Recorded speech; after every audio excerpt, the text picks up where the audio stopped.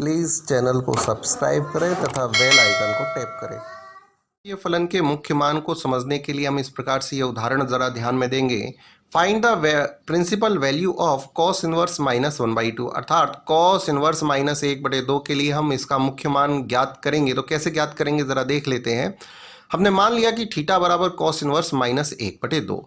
अब ये हमें मालूम है कि कॉस इनवर्स एक्स के लिए इसका जो परिसर होता है, जो थीटा का मान होता है, वो 0 से पाई में बिलोंग करना चाहिए, यानी इसी में उपस्थित होना चाहिए।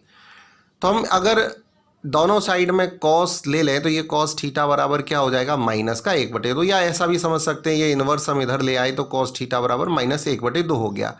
तो ये माइनस हमने ऐसे ही रहने दिया, और यहाँ पे क्योंकि 1/2 ये कॉस 60 अंश का मान होता है, यानी कि कॉस π/3।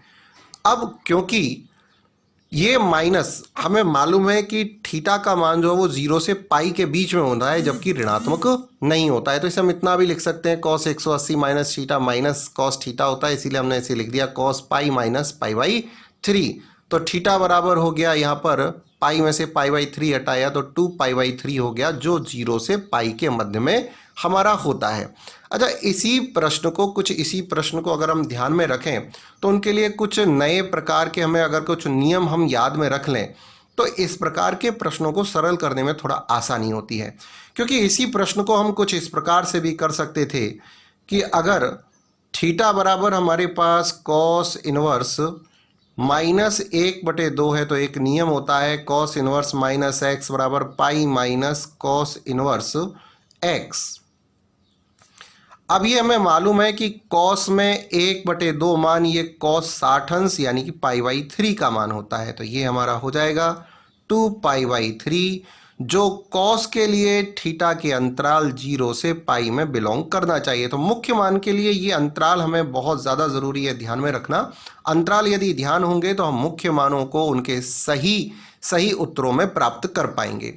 जिसके लिए मैं अभी समझा रहा था अभी आपको कि एक कुछ नए प्रकार से अगर ये नियम हमें याद हो तो हम इन ऋणात्मक चिन्हों वाले प्रश्नों को आसानी से तैयार कर सकते हैं। जैसे कि कॉस साइन माइनस थीटा बराबर माइनस का साइन थीटा होता है, इसी प्रकार से साइन इनवर्स माइनस एक्स बराबर माइनस का sine inverse x, cos inverse minus x बराबर pi minus cos inverse x, tan inverse minus x बराबर माइनस का टेन इनवर्स एक्स होता है। जबकि कॉट इनवर्स माइनस एक्स बराबर pi minus cot inverse x, sec inverse minus x बराबर pi minus sec inverse x, और cosec inverse minus x बराबर minus का कोसेक इनवर्स एक्स होता है।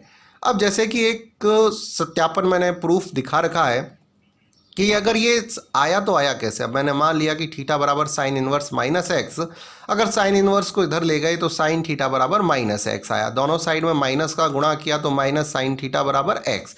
हम ये देखेंगे, हमें मालूम है कि साइन माइनस थीटा बराबर माइनस का साइन थीटा होता है, तो ये माइनस को हम अंदर ले गए तो साइन माइनस थीटा बराबर एक्स आ गया।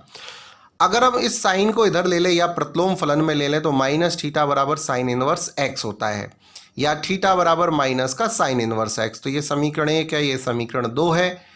दोनों को यदि हम देखेंगे तो दोनों ही थीटा के मान है, जिस कारण साइन इनवर्स माइनस एक्स बराबर माइनस का साइन इनवर्स एक्स आ गया। एक ये दूसरा प्रूफ मैं आपको अपने सामने करके दिखा देता हूं। जैसे कि अगर हम मान लें यहाँ पे लेट कि theta equal to cos inverse minus x, then cos theta बराबर हमारा हो जाएगा माइनस का एक्स, या minus cos theta equal to हमारे पास आ गया एक्स। इसे हम इक्वेशन फर्स्ट भी ले लेते हैं। अब हमें मालूम है कि कॉस का जो मान है, ये जो थीटा है, वो इसके लिए सूत्र का अगर हम प्रयोग करें तो हमें मालूम है कॉस 180 माइनस थीटा यानी कि पाई माइनस थीटा बराबर होता है किसके, माइनस का कॉस थीटा के। आपको ये मेरे वीडियोस कैसे लगे प्लीज़ कमेंट्स करके बताइए, और यदि पसंद आया हो तो इसे लाइक तथा शेयर कीजिए।